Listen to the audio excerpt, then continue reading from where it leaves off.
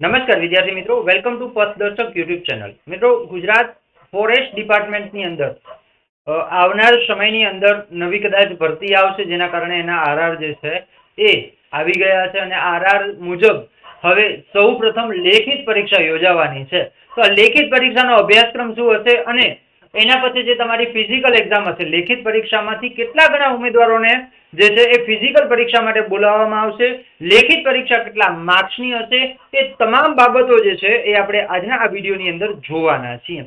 તો સૌપ્રથમ ચેનલની અંદર નવા હોવો તો ચેનલને સબસ્ક્રાઇબ કરી દેજો અને આપણા વોટ્સઅપ ગ્રુપની લિંક તમને ડિસ્ક્રિપ્શન બોક્સની અંદર આપેલી છે, ત્યાં જઈ અને જોઈન થઈ જજો. હવે આ જે ફોરેસ્ટ વિભાગની ભરતી છે, આ નવા આધાર મુજબ આ જે પરીક્ષા છે એ કોણ લેવાનું છે એની પણ આપણે ચર્ચા કરીશું. ઓકે, કારણ કે પહેલી લેખિત પરીક્ષા છે એટલે જે પણ વિદ્યાર્થીઓનું ફોરેસ્ટનું સ્વપ્ન છે એ ખાસ તૈયારીમાં લાગી જજો. સૌથી પહેલા જોઈએ પરીક્ષા પદ્ધતિ શું હશે. તો પરીક્ષા એ લેખિત પરીક્ષા પહેલી હશે. પહેલા કેવી હશે? પહેલા લેખિત પરીક્ષા હશે, બરાબર. એના પછી ફિઝિકલ ટેસ્ટ હશે.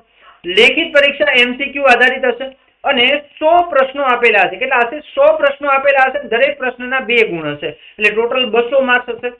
લેખિત પરીક્ષા પાસ થયેલા ઉમેદવારોમાંથી કેટલા ગણા? 15 ગણા ઉમેદવારો જે છે એને ફિઝિકલ ટેસ્ટ માટે બોલાવવામાં આવશે. ઓકે, અને ભરતી પ્રક્રિયા જે છે એ GSSB એટલે કે ગૌણ સેવા પસંદગી મંડળ છે એ ભરતી બોર્ડ દ્વારા થશે, એટલે કે ગૌણ સેવા પસંદગી મંડળ દ્વારા આ ભરતી પ્રક્રિયા જે છે એ થશે. દરેક વર્ગમાં 20% વેઇટિંગ લિસ્ટ રાખવામાં આવશે. ઓકે, છેલ્લે 20% વેઇટિંગ લિસ્ટ રાખવામાં આવશે. આ નવા આરઆર મુજબ એવી માહિતી આપવામાં આવેલી છે.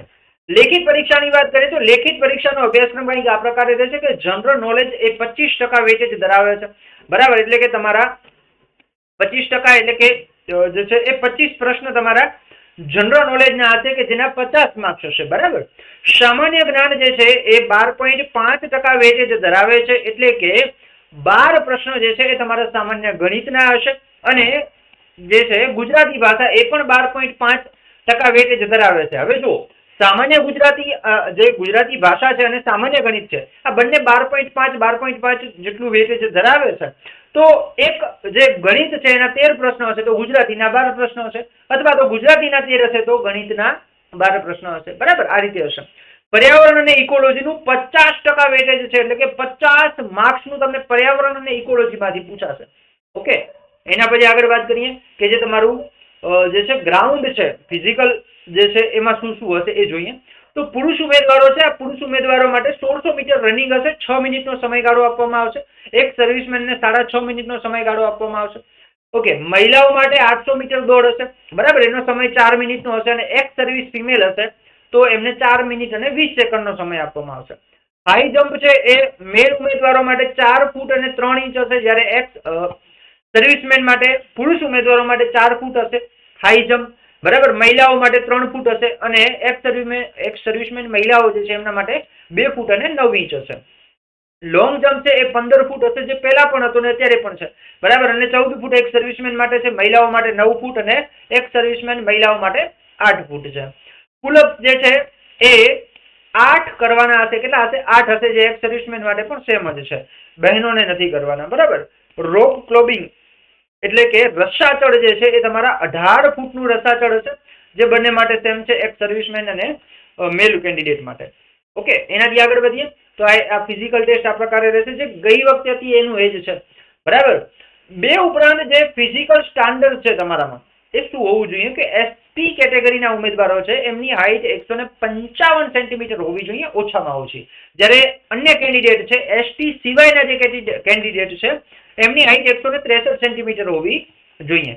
ચેસ્ટ જે છે એ નોર્મલ 79 હોવી જોઈએ અને ફૂલાયેલી 84 સેન્ટીમીટર હોવી જોઈએ. હવે ઘણા વિદ્યાર્થીઓ એવું કહે કે સાહેબ મારી તો નોર્મલ જે છે 85 છે, બરાબર, અને ફૂલાવેલી 84 થાય છે, સોરી ફૂલાવેલી 89 થાય છે, તો એ નહીં ચાલે, કારણ કે 5 સેન્ટીમીટરનો ઘેરાવો હોવો જોઈએ, બરાબર. 5 સેન્ટીમીટર જે છે એ તમારી છાતી ફૂલવી પડે. આ પુરુષ ઉમેદવારો માટેની વાત છે, 50 કિલોગ્રામ વજન છે.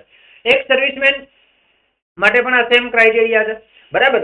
ફિમેલની વાત કરીએ તો એસટી કેટેગરીની જે બહેનો છે એમની હાઈટ છે 145 સેન્ટીમીટર અને 45 કિલો વજન. ઓકે, અને જે અંડર બીજી જે ઉમેદવારો છે જેમ કે એસસી છે, એ ઉપરાંત ઓબીસી છે, ઈડબ્લ્યુએસ છે, જનરલ છે, એમના માટે 150 સેન્ટીમીટર જે છે એ હાઈટ રાખવામાં આવેલી છે અને 45 કિલો વજન જે છે એનો ક્રાઇટેરિયા છે. તો મિત્રો આ હતી ફોરેસ્ટની માહિતી. જો તમને સારી લાગી હોય તો તમારા મિત્રોને અવશ્ય શેર કરજો અને આપણા વોટ્સએપ ગ્રુપ તેમજ ટેલિગ્રામ ગ્રુપ અને આપણા ઇન્સ્ટાગ્રામ પેજની લિંક તમને ડિસ્ક્રિપ્શન બોક્સની અંદર આપેલી છે, ત્યાં જઈ અને તમે જોઈન થઈ શકો છો. જય હિન્દ એન્ડ જય ભારત.